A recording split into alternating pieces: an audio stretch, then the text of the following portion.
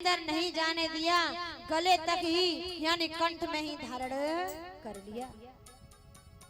इस कथा से हमें यह शिक्षा मिलती है मैया, यदि कोई बुरी बात हो तो हमें कभी उसे अंदर ले जाना नहीं चाहिए, बस यही गले तक ही लाओ और बाहर निकाल करके फेंक दो। जिन आएगा जान मोते न्यों के कैसे दई, अब तो जाको बदलो जापे ते लेके रहूंगो। यानी बुरी बात को हमें कभी अपने अंदर धारण नहीं करना चाहिए। आज मेरे भोले बाबा ने उस जहर को अपने कंठ पर ही धारण कर लिया और तब से मेरे भोले भगवान का नाम पड़ गया नीलकंठ महादेव।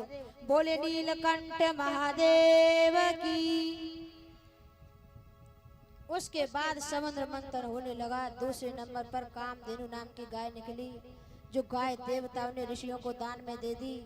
गाय के बाद सुंदर धनुष निकला, चंद्रमा निकला, कई कई प्रकार के रतन निकले, अप्सराएं निकली। लक्ष्मी का प्राकट्य हुआ। लक्ष्मी जी को भगवान विष्णु हरि को सौंप दिया गया।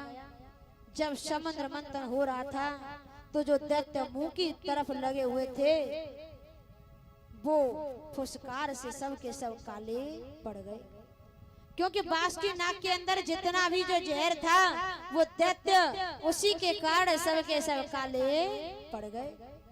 अंत में धनवंतरी भगवान अमृत का कलश लेकर के निकले। देवताओं में आपस में झगड़ा होने लगा। अमृत के कलश को छीन करके दैत्य भागने लगे। दैत्यों में झगड़ा होने लगा। अब देवता भगवान से प्रार्थना करने लगे, भगवान तुम ही आओ, तुम ही हमारी रक्षा करो।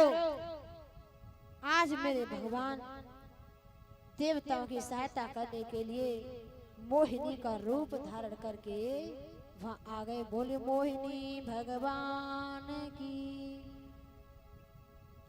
तो आज भगवान ने दैत्यों से पूछा कि आप किस बात के लिए झगड़ रहे हो। दैत्यों ने कहा देवी ये अमृत का कलश है और आप भी इसका बंटवारा कर दीजिए। आज मेरे मोहिनी भगवान ने कहा कि आप मेरे को न जानते हो न पहचानते हो, तो आप मेरे पर इतना विश्वास कैसे कर रहे हो। पर मैया दैत्य किसे कहते हैं? राक्षसों को। किसे? राक्षसों को। आज मेरे भगवान मोहिनी रूप धारण करके आए, इतना सुंदर रूप धारण करके आए कि जो दैत्य थे वो मेरे भगवान के रूप पर एकदम मोहित हो गए। और आज मेरे भगवान से कहने लगे कि अब इस अमृत के कलश का तुम्हें बंटवारा कर दीजिए। अब तो मेरे मोहिनी भगवान ने अमृत का कलश अपने हाथ में ले लिया। कहा कि आप झगड़ा तो नहीं करेंगे कि नहीं करेंगे। तो आज एक लाइन में दैत्य बैठकर एक लाइन में देवता। अब मोहिनी भगवान दैत्यों से पूछने लगे कि इस अमृत के कलश में ऊपर जो ये हल्का हल्का अमृत है, पहले इसे देवताओं को पिला दिया जाए तो कैसा रहेगा। आज दैत्य से बात तैयार हो गई। आज मेरे मोहिनी भगवान देवता को अमृत पिलाने लगे तो उसी समय एक राहु नाम का दैत्य और देवताओं की लाइन में आकर के बैठ गया और वह भी अमृत पीने लगा। तो राहु के लिए देवताओं ने भगवान से इशारा किया कि यह तो दैत्य है। फिर मेरे भगवान ने कहा कि आप चुप रहिए, अब बैठा है तो बैठा रहने दो। अब मैं इसे यहाँ से नहीं हटा सकता, क्योंकि अब मैं यहाँ से इसे हटाऊंगा तो मुझे पंक्ति भेद लग जाएगा। अब मैं इसे लाइन में से खड़ा नहीं कर सकता। आज जैसे ही मेरे प्रभु ने अमृत पिलाया, अमृत पिलाने के बाद में आज मेरे प्रभु ने तुरंत ही सुदर्शन चक्र धारण कर लिया और उसका सर धड़ से अलग कर दिया। तो राहु और केतु नाम के दो राक्षस पैदा हुए। बोलिए श्री वृंदावन बिहारी लाल की, श्री राधा रानी सरकार की।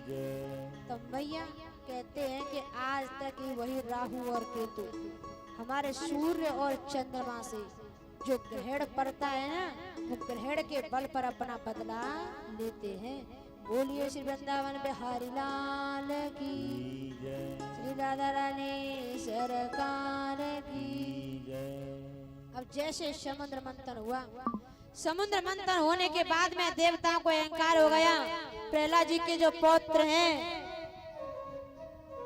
राजा बलि दैत्यों के वो राजा है। तो आज बलि महाराज ने अपने गुरु शुक्राचार्य से पूछा, गुरुदेव राजा बलि को आशीर्वाद दिया। पूछा, गुरुदेव हम परास्त हो गए हैं, हमें क्या करना चाहिए। आज शुक्राचार्य ने राजा बलि को आशीर्वाद दिया, कहा कि तुम स्वर्ग पर चढ़ाई कर दो, और तुम स्वर्ग पर चढ़ाई कर दोगे तो स्वर्ग ही नहीं बल्कि तुम बलि ने त्रिलोकी को अपने कब्जे में कर सकते हो। आचार्य सुखदेव जी कहने लगे, हे राजन परीक्षित, देवता मारे मारे फिरने लगे, देवता इधर उधर घूम रहे हैं। आज उनकी मैया उदास बैठी है। उनके पति कश्यप ऋषि ने पूछा, देवी आप इतनी उदास कैसे बैठी हो।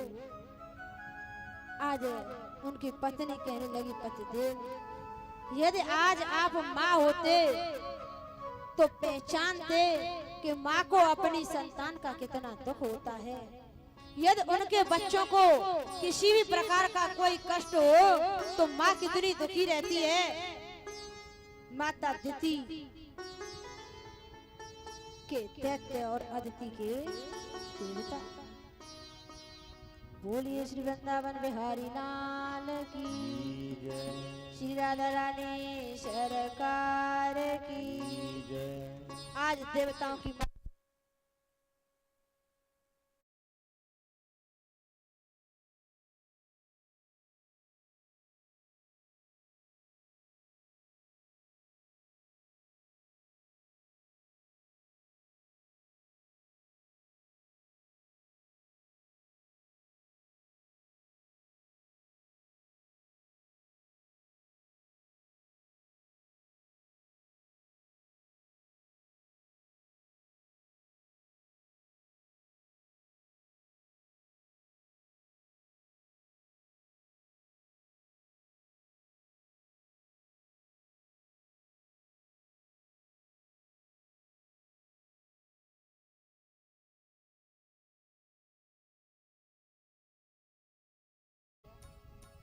और जहर को भोले बाबा ने स्वीकार किया।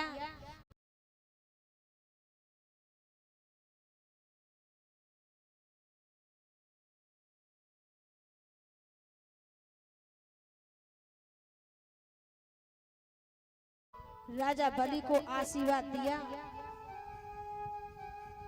पूछा, गुरुदेव हम